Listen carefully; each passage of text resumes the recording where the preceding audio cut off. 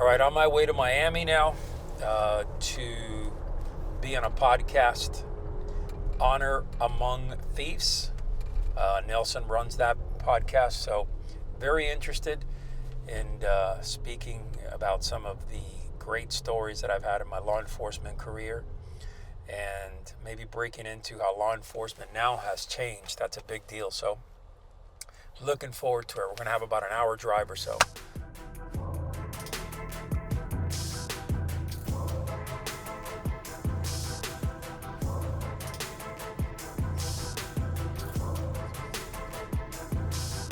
I think we're going to get interviewed here about maybe some of my experiences and career as a law enforcement agent, specifically a narcotics agent. So good stuff. But when we're in rides like this, I kind of lean back and I take the time to absorb and go back in time a little bit. And when I started this road of law enforcement, I had one vision, and that was to be a narcotics cop. Really, to be a man who could go undercover and who could put these perps in prison for a long, long time. Drugs have killed civilization for years. I mean, we literally, if you go back over the last 40 years, we've had more people die because of drugs than just about anything else. And it's sad because, unfortunately, people don't see that. They don't get a feel with that. It's not just cocaine, marijuana, heroin, pills. I mean, it's all different types of drugs. So for me, being a narcotics cop was more about understanding the underground of drugs and how these drugs killed people, and then working the enforcement side on how to stop it, right? How to do wiretaps, how to do buy busts, how to understand communication between criminals. Very important. But during that time, one of the things that I felt the most was a sense of, I hate to say compassion, it's not the right word, but a sense of grace. A lot of these drug dealers, they knew nothing else, nothing better. They had no guidance, they had no parents in their lives. They didn't know what else to do. They were hustlers, but really not the type of hustle that you would think of. They were boxed in and living in a world that was so dialed into the only thing that they knew was just to buy drugs and in return sell them. And this is how they made money. Had they been taught a different way to make money, had they been taught how to build a business, entrepreneurial skills, maybe we wouldn't have as many drug dealers as we have today.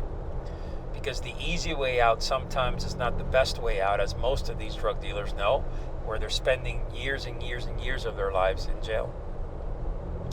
So I got to know a lot of these drug dealers, and the more I got to know them, the more I realized that they were not that different than you and I, right? They really weren't. They were just people going down a road that, as far as I'm concerned, was a very bad road. They didn't realize all the lives that they were killing selling these drugs, all the young kids that were now set on a path to doomhood, right? And a path where their lives now were not worth a crap because they became druggies, and I can tell you story after story. But with that said, and that type of understanding, another side of me was like, well, where is the problem? Why didn't these individuals actually go out there and try to learn from good people? Well, maybe they didn't have the opportunity to surround themselves with good men. Okay, cool. I get that. But at some point, they were old enough to make a decision, and they were smart enough to say, you know what? I know this path that I'm headed is the wrong path. So why not at that point, why didn't they just say, stop, go get a real job, and start connecting with people a little bit of a higher level to guide them in the right direction? And there's been many who have done that, by the way, many who have completely changed their lives around. So I look at it from multiple perspectives. Look, I get it. This is their background. This is where they come from. This is their world. But then it's, well, you had an opportunity to make a choice, and you decided to stay where you are in the world of the criminal life, in the world of dealing drugs. You decided because it was fast money, easy money, but that came with a huge sacrifice and a huge risk. And I compare that to the same way men live their lives now. And they don't even have to be criminals. They only know one way of life. And that's it. Maybe they grew up in a household where their parents had no idea what being an entrepreneur or, leveling up their lives was. They looked at everybody else that had money and said, oh, that person is bad. That person cheated others because he's driving a Lamborghini or a Mercedes or a whatever, Rolls Royce. So just because that person grew up that way, does that really mean, think about it, if that person didn't have an opportunity to make the changes that should have been made and start walking a different path in their lives? I believe that the decisions that you have made in your life are on you. There's no finger pointing. There's no, ooh, I came up in this environment. I believe that the decisions that you have made in your life are all on you. Every single one of them. So instead of getting caught in a world where this is all you know, how about shifting that mindset and going outside your comfort zone and going into a world where maybe you don't know any of it. But there's a beauty in that because you start learning, and when a man starts learning new things that he can integrate into his life and start learning a new aspect of life where he can actually grow, build wealth, get better, and doing it the right way with integrity and honor, wow, everything completely changes. I have seen men change their lives, completely turn around 180 degrees because they went down a good path, a healthy path. That's the reality of life.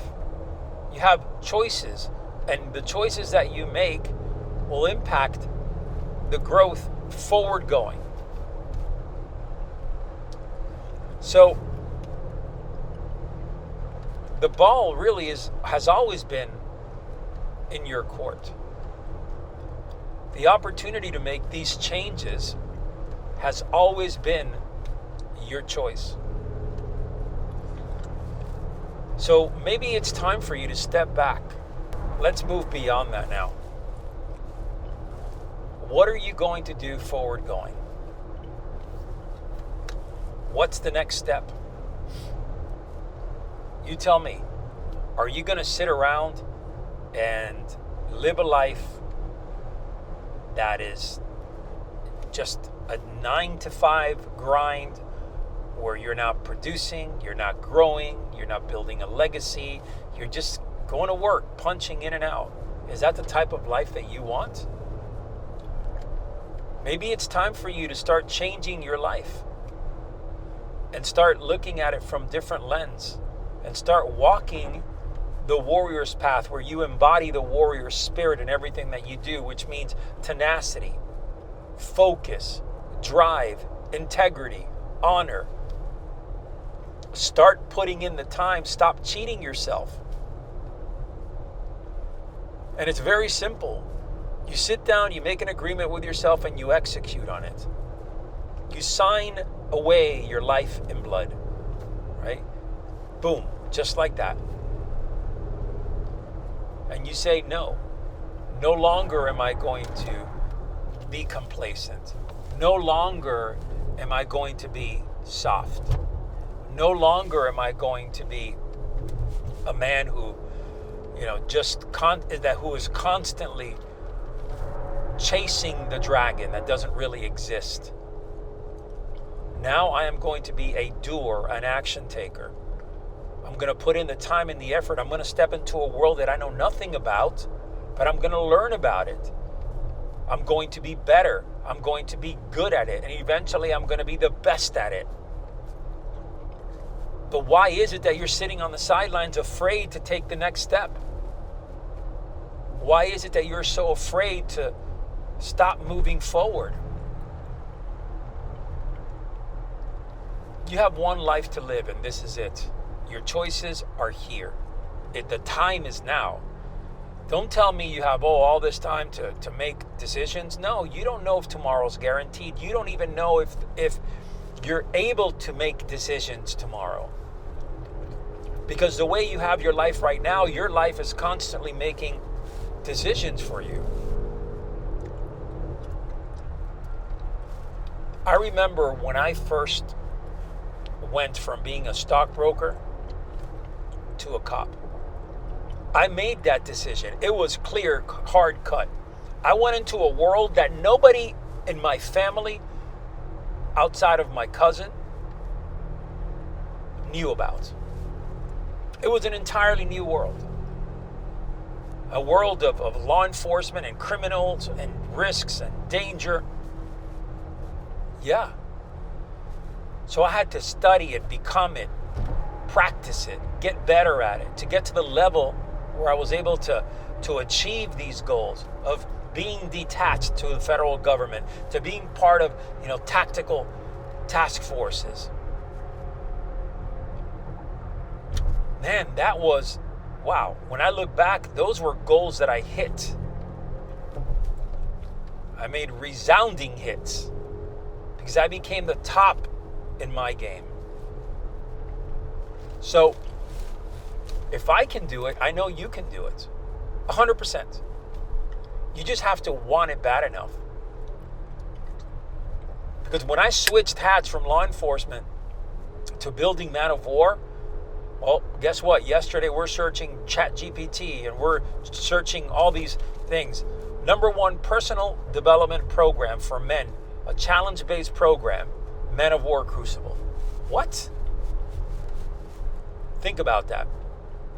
There are probably hundreds of programs, not really that do exactly what we do, but that are in the same space.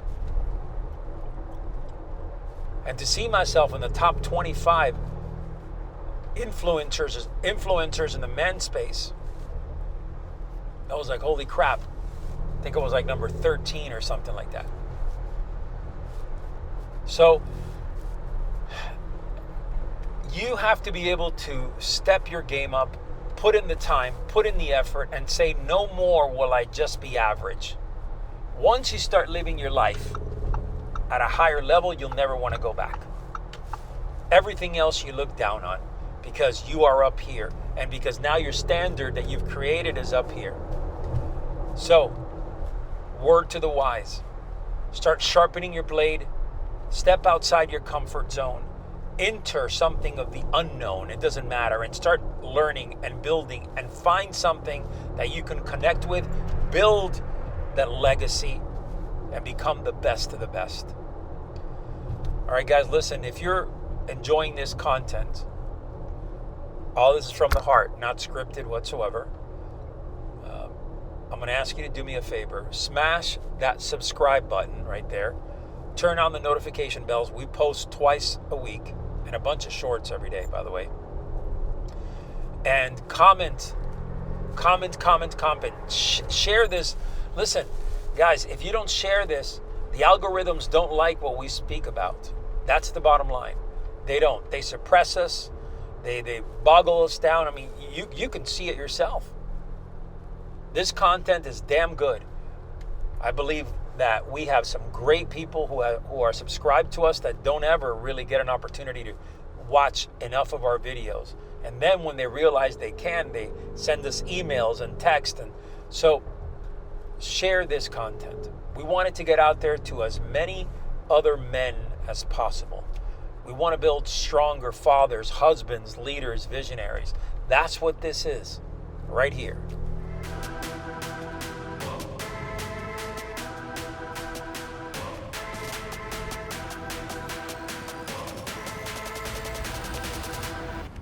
All right, down in Miami for a podcast, and be interesting.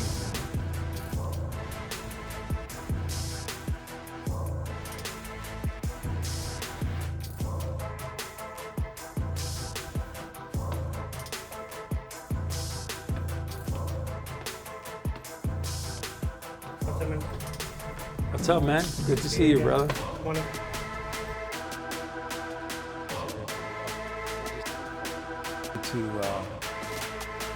To build your brand.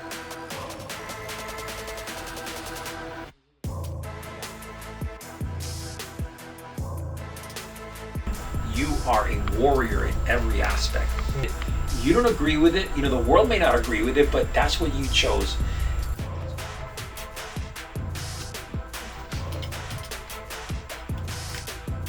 Bro, is there any wider angle? You know, the idea is, okay, you give them a week, 10 days, right? I mean, 6 months is 6 months. It's not going to affect you that dramatic compared to someone being 10 years in jail, okay?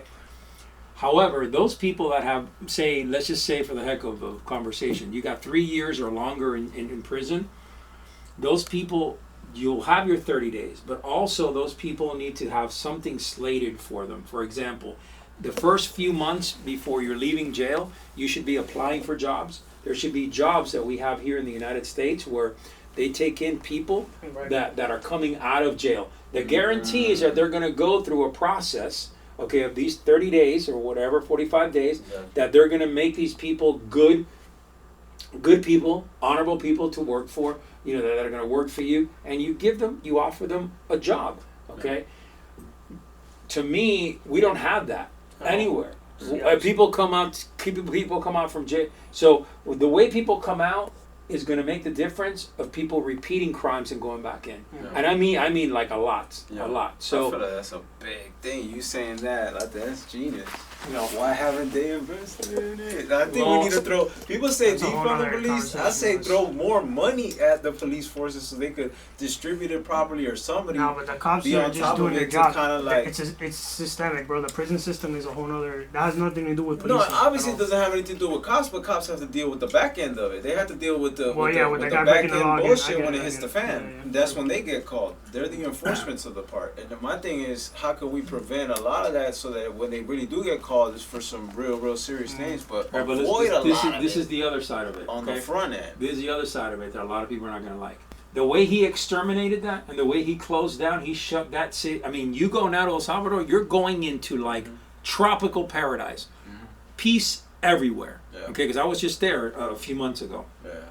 Beautiful roads are gorgeous. Yeah, I heard he turned it around. What? Completely. So this is the deal.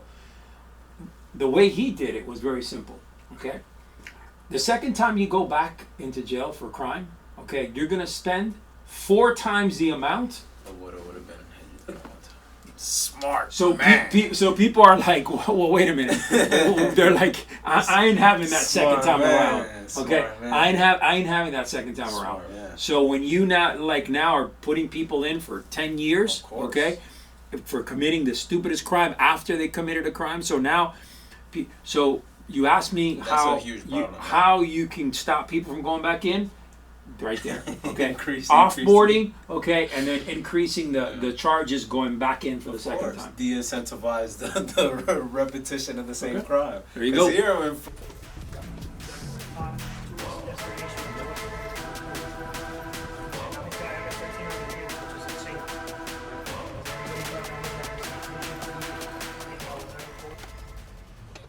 What a nice podcast that was. And, whoa, Nelson got me to open up a little bit. We went back into my background, some interesting stories, some war stories. And I hope you guys enjoy it. And remember, what we're about. Re-energizing that warrior spirit in a man. So right now our content is being suppressed on YouTube. We need your help to comment and share the hell out of these videos, right? And stop this nonsense suppressing, because all we're doing is giving men an opportunity to rise and to better themselves. That is the focus point here. So your help would be so appreciated. So comment, like it, share it, all that good stuff, so we can break out of this suppression mode and we could share this with great men out there. Thank you. All right, guys, God bless you, and I'll see you on the next one.